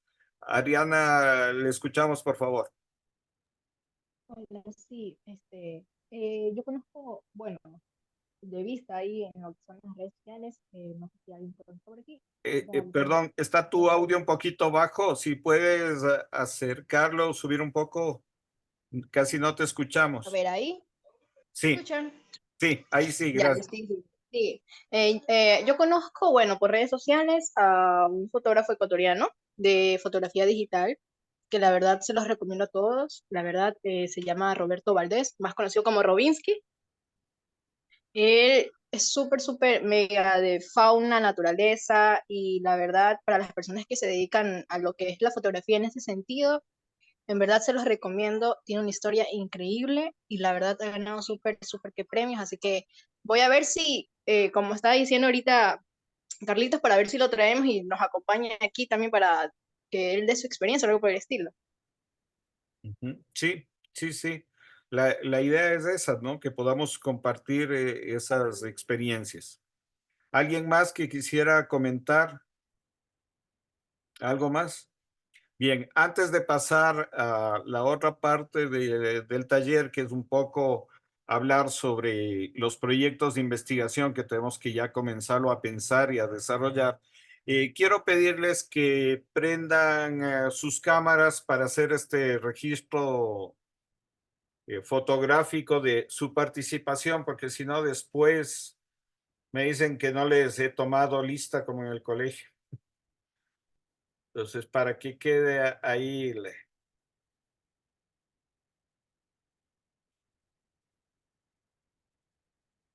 A ver, denme un segundo. Pueden prender sus cámaras.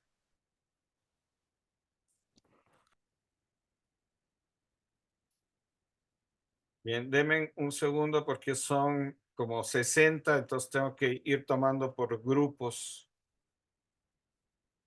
Bien, un segundito. Voy con el otro grupo. Prendan las cámaras, por favor.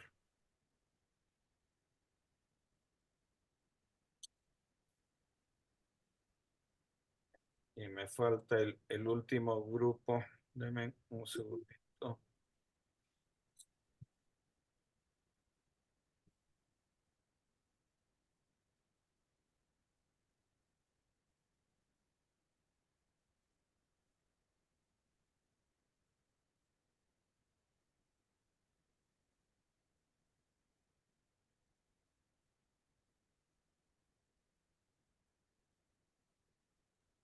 Como estoy grabando, mi computadora está súper lenta.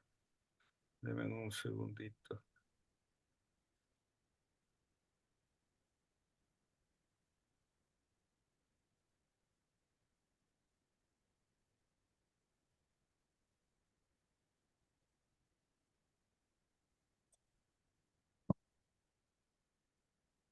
Ya, gracias.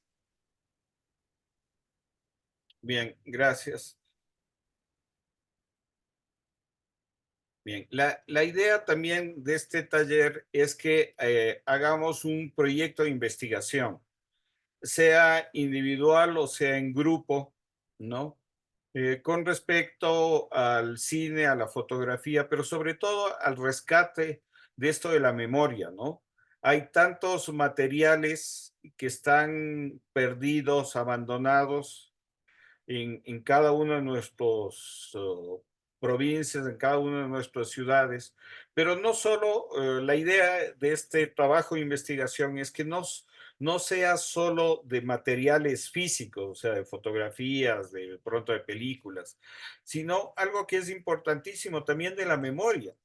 O sea, hubo personajes, fotógrafos que de pronto ya no están entre nosotros, pero que hicieron un trabajo importantísimo. Y de pronto quedan los hijos, quedan alguien que conoce este material o algún cineasta, ¿no? Que no conocemos en provincias. Realmente lo que se conoce de la historia del cine ecuatoriano es un poco también una historia oficial.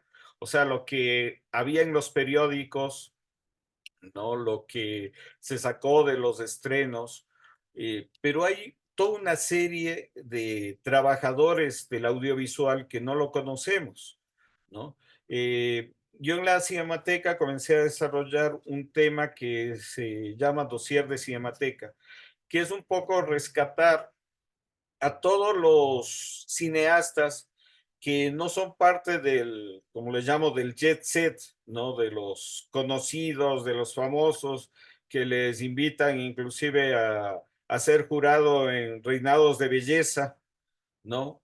Porque es cineasta y es conocido, sino que hay toda una serie de trabajadores, como digo, del arte, de la cultura, de la fotografía, del cine, que han hecho un montón de trabajos que no se conocen, que no se difunden, ¿no? Les pongo el caso Alfredo Breile, Hernán Cuellar, eh, dentro de las realizadoras, de la misma Mónica Vázquez, ¿no? Eh, Corral, Norma Corral, ¿no? Hay toda una serie de gente que son desconocidos en nuestro país y que han hecho un trabajo importante. Entonces, les planteo, no ahora, pero les dejo como inquietud que comencemos a, ya sea en términos individuales o ya sea que como hay gente de diferentes provincias, ¿no? De pronto tomar contacto y hacerlo en grupo, ¿no? Que de pronto va a ser más enriquecedor, ¿no? O si quieren hacerlo individual también no hay problema, pero que traten de buscar eso, un tema de investigación, un tema de rescate, como les repito, no solo puede ser eso, un trabajo de algún fotógrafo o alguna película que sepan que se filmó tal película en tal provincia, pero no se conoce más, ¿dónde estará ese material? ¿No? En Ecuador ha pasado también que han venido de universidades norteamericanas, y no solo norteamericanas, sino europeas, a filmar acá a Ecuador, a hacer documentales etnográficos, y no tenemos esos materiales, ni siquiera en la Cinemateca Nacional del Ecuador hay esos materiales.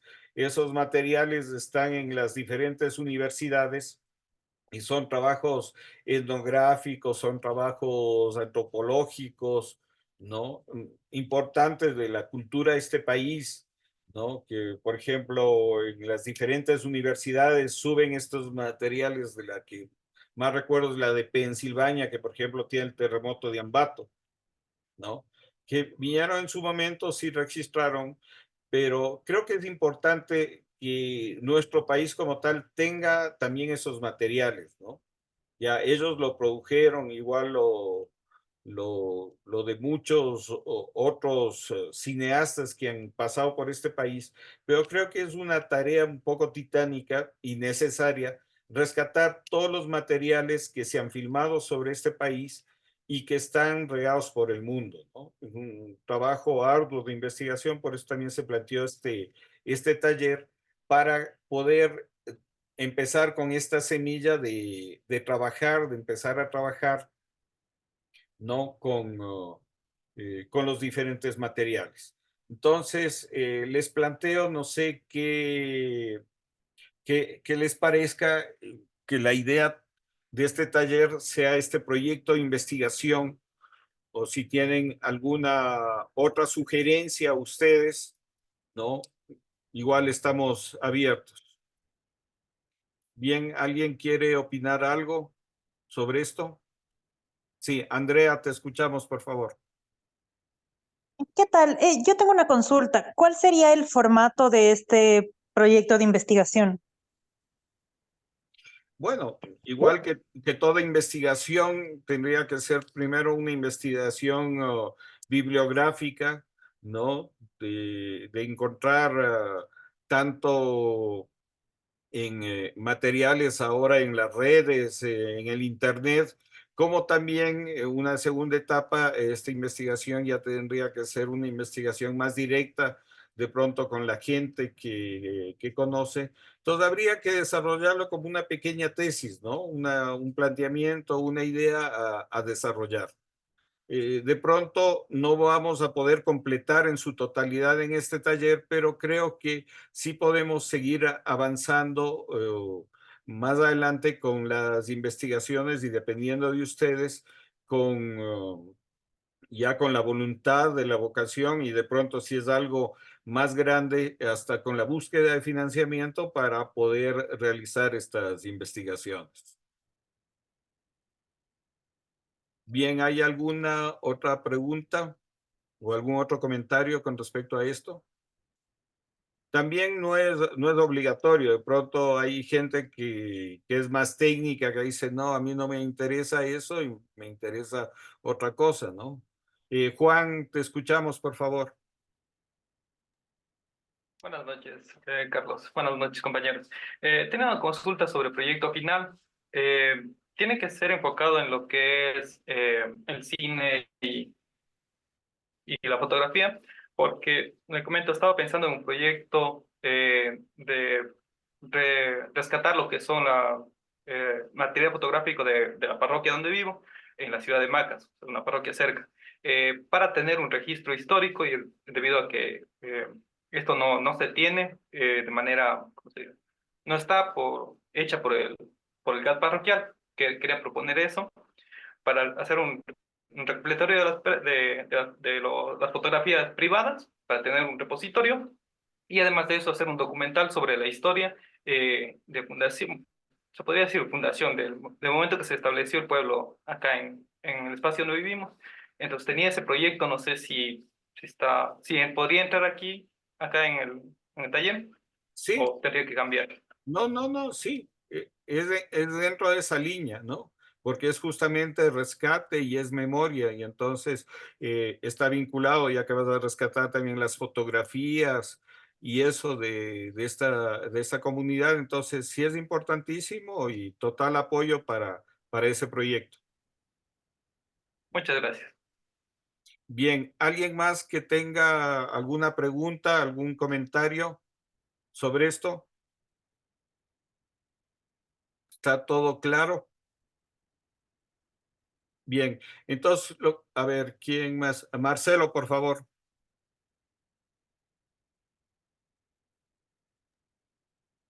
Sí, Carlos. Justamente yo también me encuentro en la parte en la provincia de Galápagos y, y quería saber si es que hay como no recuperar una memoria, sino como que crear una memoria, porque tenía un proyecto sobre, o sea, pensado sobre fotografías a pescadores, más que nada aquí, que prácticamente no se tienen.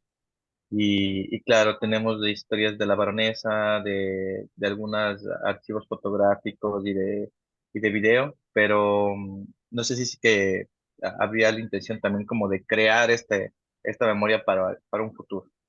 No, completamente de acuerdo. La idea es esa, completa libertad de los planteamientos que ustedes tengan, ¿no? Lo importante es eso, porque estás justamente haciendo una memoria hacia el futuro. Entonces es importante también eso, ese rescate que tú quieres hacer. Bien, ¿alguna otra pregunta que tengan, algún otro comentario?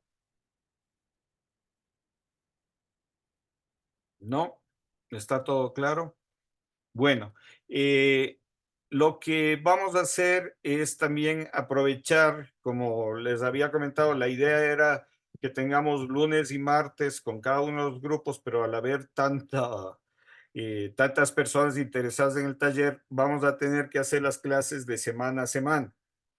Sin embargo, yo el día de mañana les mandaría ya la tarea, que sería ver un material, ¿no? de archivo, que yo les daría el link donde ustedes, cada uno de ustedes pueda revisar.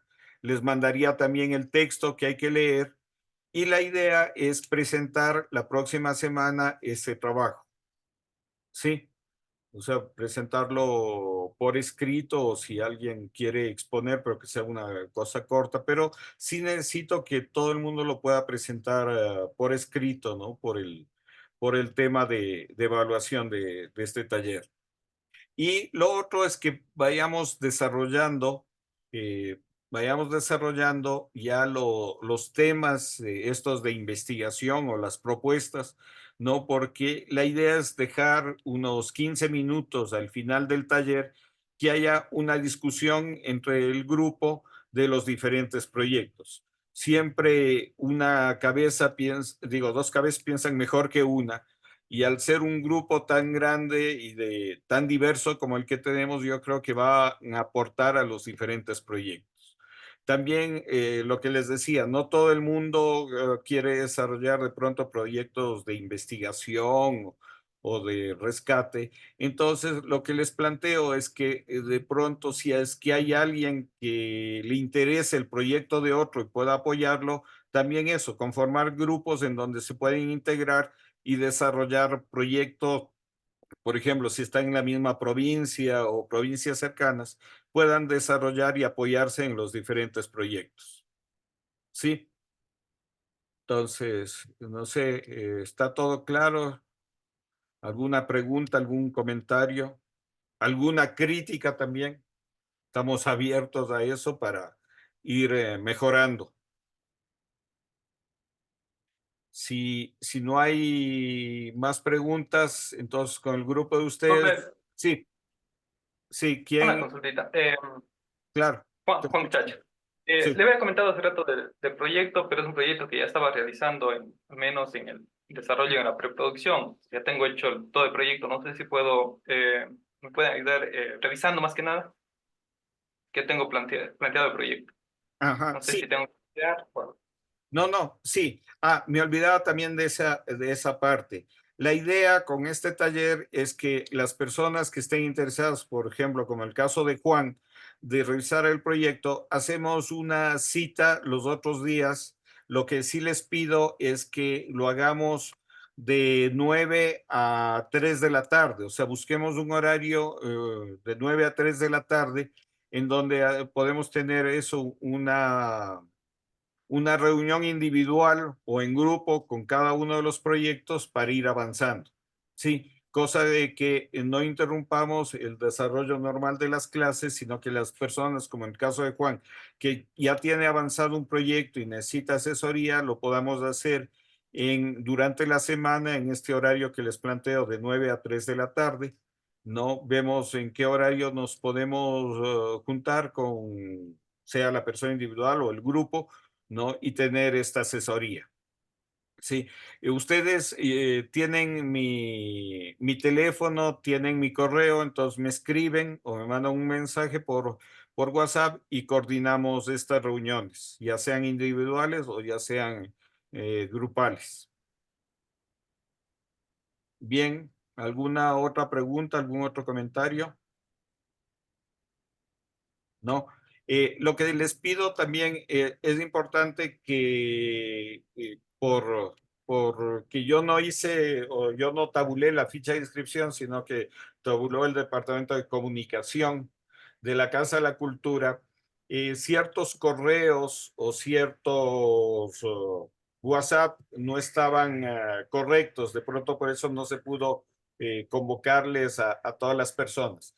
Lo que les pido es, como les había mandado en un primer correo, es que me escriban al correo para depurar esa lista y también en este grupo que ahora tenemos de WhatsApp, que manden un ok de que están todos para poder justamente depurar esa lista y quedarnos ya el grupo que va a seguir las diferentes clases. Cristina, ¿nos quiere decir algo, por favor? Hola Carlos, buenas noches. Yo quería saber un poco sobre las producciones hechas por extranjeros en el exterior. En el caso, yo vivo en Brasil y yo ya hago algunas producciones audiovisuales. En la pandemia, mi esposo y yo hicimos una producción sobre inmigrantes que estamos aquí, ecuatorianos que estamos aquí en Brasil, sobre cómo fue la situación, viendo lo que estaba aconteciendo en Guayaquil, en Quito, porque por ejemplo aquí en Brasil fue ocupado como ejemplo así de la mala gestión. Entonces, por ejemplo, fue muy crítico de estando desde aquí fuera, ver sin poder volver. Entonces, quería saber cómo era eso de las producciones ecuatorianas fuera. Ya. Sí, nosotros tenemos ciertos datos en la Cinemateca, justamente de algunas producciones que se han hecho fuera, pero también es una tarea pendiente en el sentido de que hay que investigar un poco más qué se ha hecho en los diferentes países.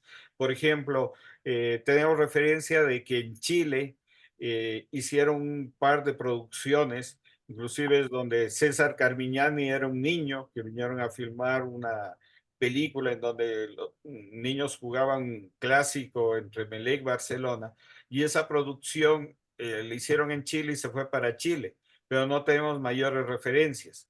Entonces, también con México, en los años más o menos 60, 70, por Ernesto Albán se hicieron producciones con México, ¿no? Entonces, hay que son más producciones mexicanas porque eran casi todo el equipo y solo utilizaban 2 que 3 actores ecuatorianos. Entonces sí tenemos como una base de datos de ciertas producciones, como esto que te comentaba de la Universidad de Pensilvania, que vinieron a filmar el terremoto en los años 40 y que hay en la Universidad de Pensilvania tienen estos documentos, pero sí es una tarea pendiente. También hace falta investigar en cada uno de los países qué materiales hay, por ejemplo, de Ecuador. Entonces, más bien, si tú quieres apoyar en eso, sería importante, por ejemplo, tú que estás en Brasil, ver qué cosas se han hecho entre Brasil y Ecuador y que de pronto qué archivos se pueden encontrar en las diferentes cinematecas allá en Brasil. Puede ser un tema bastante interesante ya que tú te encuentras allá. Sí, me llama bastante la atención, la verdad. Tengo una otra pregunta Ya. respecto al curso. Por ejemplo, si ya va a ser solo un día a la semana y ya no van a ser dos, ¿se va a extender el curso o va a ser reducido a la mitad el tiempo? No, sí se va a extender, pero no mucho, ¿no? Porque más que nada vamos a compensar con esto que les digo, que yo les voy a mandar ciertas tareas, ¿no? En vez de pasarlas aquí en el curso, que ustedes lo revisen individualmente, lo lean individualmente y después ya cuando nos juntamos ya aprovechamos de ese tiempo. Ya, maravilla. Porque sí me gustaría hacer esa investigación, así estoy también queriendo volver a Ecuador, porque mucho de lo que mencionaste del mestizaje, de cómo es ese apagamiento de nuestras culturas, de ocultar nuestras raíces, lo vi bastante fuerte cuando migré, cuando pasé por esos procesos, ¿no? Y quiero volver mucho a Ecuador y también pensar en coproducciones, Brasil-Ecuador, a partir de ya, ecuatorianos que estamos aquí, hay una producción bastante fuerte de andinos aquí, no solo ecuatorianos, sino bolivianos, peruanos. Entonces, es bien interesante pensar eso. Y también resgatar, ¿no? Rescatar lo que ya hemos hecho en ese país. No, chévere. Si quieres desarrollar ese proyecto, igual total apoyo para que lo puedas hacer y desde la Cinemateca igual cuenta con nuestro apoyo para desarrollar. Muchas gracias, Carlos. Gracias también. Julie, ¿nos quiere decir algo, por favor? Sí, tenía una pregunta. ¿Cómo se están desarrollando también como proyectos que tienen que ver como con el rescate o bueno, como con ese proceso de memoria del Ecuador? En el caso de los que no estamos en el Ecuador o que no somos ecuatorianos, ¿cómo podríamos desarrollarlo? ¿Podríamos desarrollar un proyecto desde acá? O sea, desde lo que trabajamos acá, o si necesariamente tendría que ser algo como lo que mencionaba anteriormente, por ejemplo, estos vínculos o estas articulaciones que a veces se generan entre los dos países, ¿no? Sí, yo creo que podríamos aprovechar eso, ¿no? Igual, esos vínculos que hay entre los dos países, ciertas investigaciones. Por ejemplo, se encontró un material no recuerdo bien, el fotógrafo creo que era Darquea, que él filmó igual en 1920 o un poco más, ¿no? Ciertas tomas de Ecuador y que estaban en Panamá, porque él era un comerciante, fotógrafo, se quedó en Panamá y muchos materiales que él filmó se quedaron en Panamá. El municipio de Guayaquil y la Universidad Andina rescataron ese material que se llama de Guayaquil a Quito, ¿no? Y es un trabajo importantísimo, ¿no? Esta película que yo les comentaba de 1924 se encontró en la embajada ecuatoriana en Francia. O sea, nadie tenía idea de ese material y estaba en una embajada en Francia. Que alguien que fue, vio esas latas, dijo, ¿y estas latas? No, no sabemos, ha estado ahí desde hace años y eran una de las primeras películas ecuatorianas. Entonces, hay muchas tareas por hacer. Yo creo que igual, si tú puedes, por ejemplo, hacer eso, un trabajo entre los dos países de rescate de pronto de materiales o de personajes que trabajaron entre los dos países, sería importantísimo, ¿no? Entonces, estamos abiertos a eso, a toda posibilidad que vaya en función del rescate, tanto de material audiovisual como de la memoria. Ya, ok, gracias. Gracias. Andrea, ¿nos quiere decir algo? ¿O solo se quedó la mano levantada? Andrea. No, parece que se quedó solo la mano levantada. Bueno. Sí, sí, perdón. no, sí, se quedó la mano levantada. Ya, Gracias. Bien, sin más, agradecerle su participación y entonces yo mañana les mando el link del video, les mando también el material a leer y nos veríamos el próximo día lunes, 6 de la tarde. Traten de estar puntuales. Yo estoy conectado unos 15 minutos antes, entonces tratemos de estar puntuales para aprovechar estas 2 horas de clase. Muchas gracias y una buena noche con todos. Buenas noches, muchas gracias. Muchas gracias. Buenas noches. Buenas noches, muchas gracias. Muchas gracias. Gracias, buenas noches. Buenas noches, muchas gracias.